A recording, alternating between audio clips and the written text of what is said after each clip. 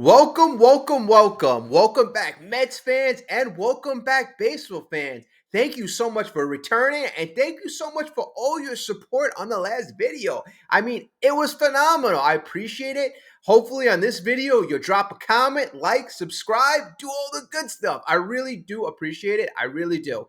Okay, all right, so we have a lot of good feelings coming off the last video, and that's gonna take me into like our premise.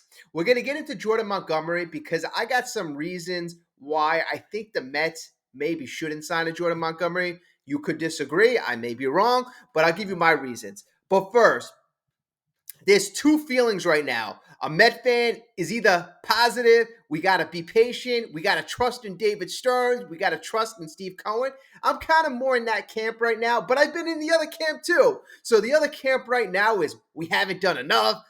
What's going on? We're acting like the Wilpons. We're more or less a little negative because, we know there's a lot of high expectations and we haven't hit those yet. So which one are you? Are you the positive or are you the negative guy? And like I said, I've been there. I've been both. Right now, I got to say, you know what? I'm leaning more towards the positive because, I'm doing my research. I'm kind of seeing like where we're going, where we want to be. But, it changes by the day, honestly. We're fans, so it happens. All right, so let's get into Jordan Montgomery. And there's been a lot of talk. I heard Michael K say, the Mets got to sign Jordan Montgomery. Everybody on WFAN, I think it was Salicati, he's like, the Mets got to sign Jordan Montgomery. But I got to say this. The Mets don't got to sign Jordan Montgomery. And I'll go over some reasons why. Jordan Montgomery, like I said in my past videos, he's about a number three. He's come on as of late. Last year, I can't take anything away from him. He had a good run in the postseason. He did phenomenal. Can't take anything away. But the guy doesn't have lights out stuff. I mean, his fastball sits around 93.5 miles per hour. He can top around 94, maybe touch 95. So his velo isn't anything crazy. He's got good location, right? But the guy is, in my opinion, he's nothing really special. He's not. And he's looking for a contract right now, still of around $25 million a year. $25 million. Could go in that low $20 million. So let's just say he's looking for about 20 to 25 million a year for about 5 years. So it could be high upside 125 million, low side maybe 100. So maybe you're thinking 5 years, 100 million. Yeah, great job. I'll sign him. But he's going to be 32 years old next year. And for 5 years, I'm not so sure. I'm really not. And certainly for $25 million, I don't know. And here's my reasoning. Reasoning. Especially for this year, giving Jordan Montgomery $25 million, I would give it to him on one condition. If he was the difference between us just making the playoffs, and I believe this team, if all things click in the right way, we could make the playoffs. But if we sign a Jordan Montgomery, we can compete for a World Series, right? So the signing of Jordan Montgomery kind of assure us that we can compete for a World Series. I say no. And you're probably like, well, Jordan Montgomery took the Texas Rangers to the World Series last year. Well, okay, I know he did great in the playoffs, but last year he wasn't facing the Dodgers. He wasn't facing the Braves. He wasn't even facing the Phillies with that lineup, right? There was a different level of competition, and I don't think giving him $25 million would elevate us to the next level. And then next year, we have a whole different pitching crop. So I'd rather kind of do the David Stearns approach, and that kind of gets me to my number two point. There are guys that David Stearns is looking at. He was looking at Julio Teheran. He was looking at Lorenzen, and these guys are not world beaters. They're really not. But let's just look at the upside of these guys. Let's say the upside of these guys is low 400 average. Maybe they win 10, 11 games. Maybe they pitch around 120 innings, maybe even 150. Maybe they can eat you some innings, but their numbers don't blow you away, right? Okay, now you look at Jordan Montgomery coming back to New York, playing against a very good National League East with a lot of good bats. Could is there a world where Jordan Montgomery pitches to a low earner and average or a high three earner and average, and he wins around 12 games? I think so. So, what is Jordan Montgomery? What is the difference between Jordan Montgomery and the scrap heap pitchers? Let's just say those scrap heap pitchers have upside because now they're going to have David Stern's analytics. They're going to have the baseball science. They're going to know how to pitch batters because they're going to be in our Mets organization. So I don't think there's going to be that much difference between signing a Jordan Montgomery for 5 years and $25 million a year and signing a guy off the scrap heap. And that's what David Stearns is looking for. Right now, David Stearns is looking for value. David Stearns is saying, hey, I can have you 25 million go this far, or I can have your 25 million go this far, right? Instant gratification. This is what I've been saying. Instant gratification says, yeah, give me Jordan Montgomery. Yeah, that $25 million a year is not enough. But what if I tell you that $25 million in the long run could produce two or three superstars or sign three bullpen guys that could elevate us to a certain level or turn into more productive players with higher upside, more guaranteed for success? I'd rather take my chance. And that gets me to number three.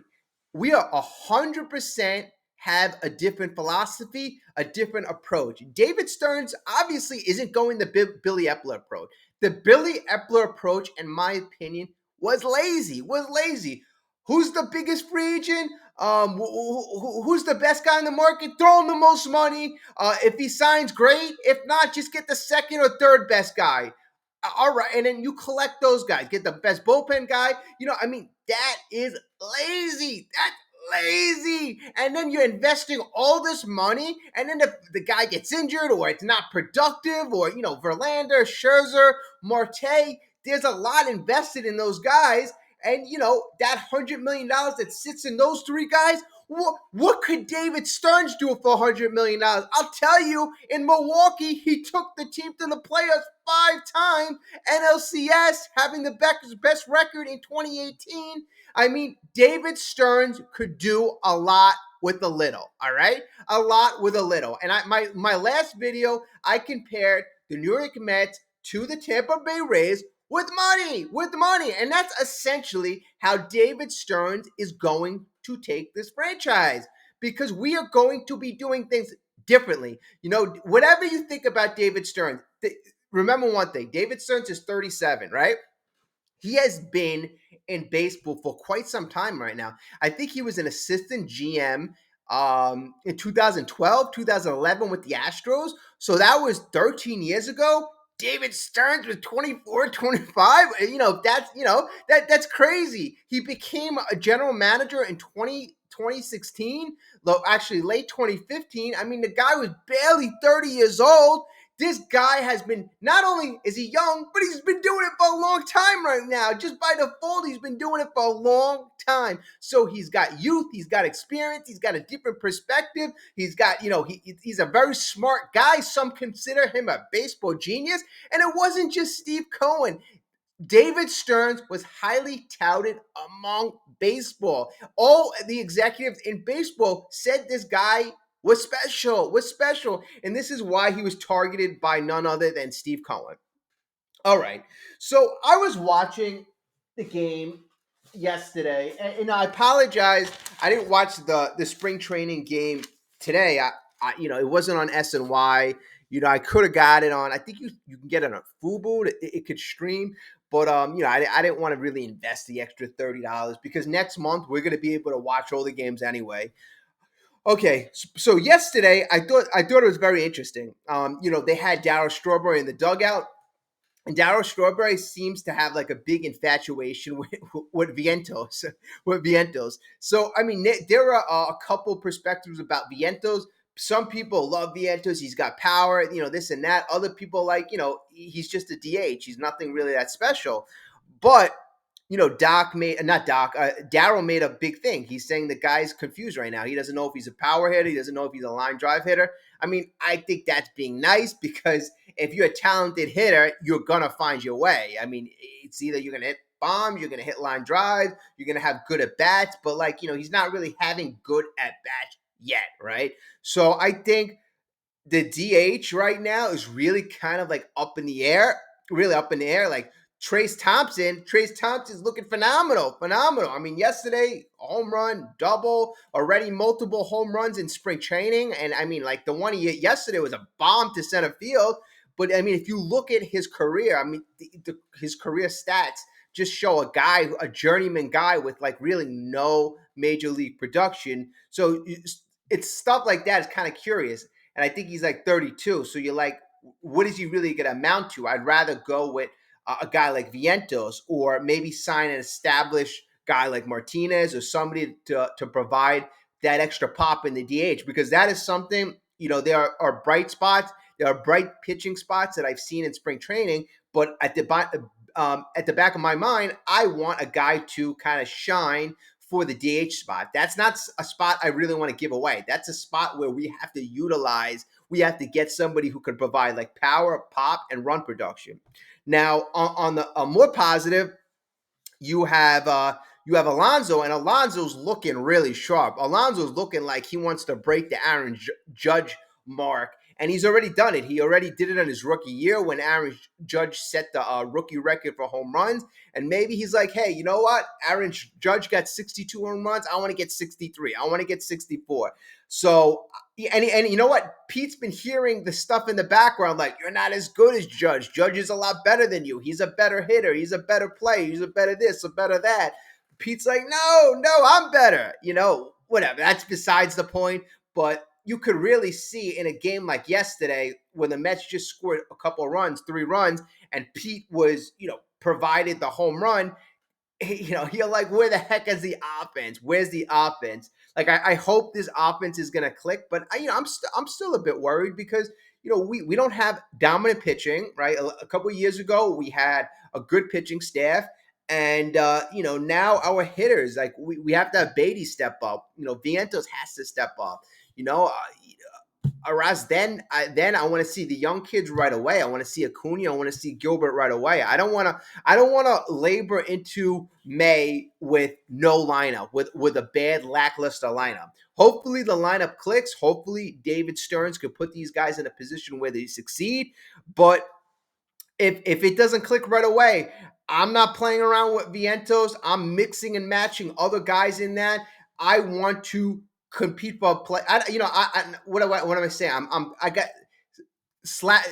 the David Stearns language. I obviously want to get in the playoffs. I want to compete for a World Series this year. That's what I want to do. I want to compete for a World Series, and I feel like we just got to add more talent right now, even to push the young guys, add more talent. And if David Stearns is going to do that in a creative way, I'll support it.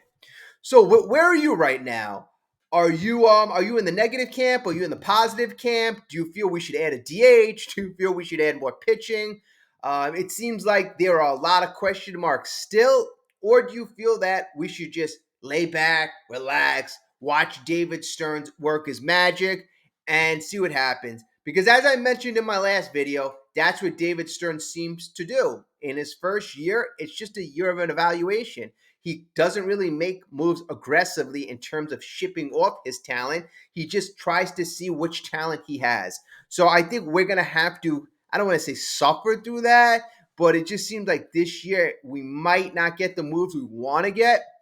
But who knows? They could really surprise us. They really do. It seemed like the Mets seem to be like that under the radar team, and I don't mind it. I don't mind it. Last year we had all those expectations. This year, if we fly a little bit under the radar, so be it. So be it. Again, like, subscribe. We're going to be coming at you very, very often. We have obviously the season coming right up.